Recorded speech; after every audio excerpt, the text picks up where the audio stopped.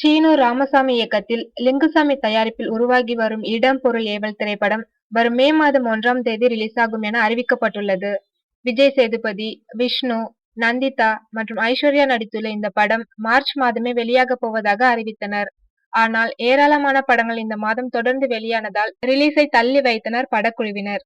இதற்கிடையில் லிங்குசாமி தயாரித்துள்ள கமலின் உத்தம வில்லன் மற்றும் சிவகார்த்திகேயன் நடித்த ரஜினி முருகன் ஆகிய படங்களும் ஏப்ரலில் ரிலீஸ் ஆக உள்ளன.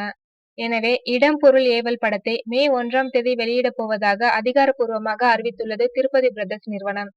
இந்த படத்தில் முதல் முறையாக யுவன் சங்கர் ராஜாவும் கவிஞர் வைரமுத்துவும் இணைந்துள்ளனர். பாடல்களும் நல்ல வரவேற்பை பெற்றுள்ளன.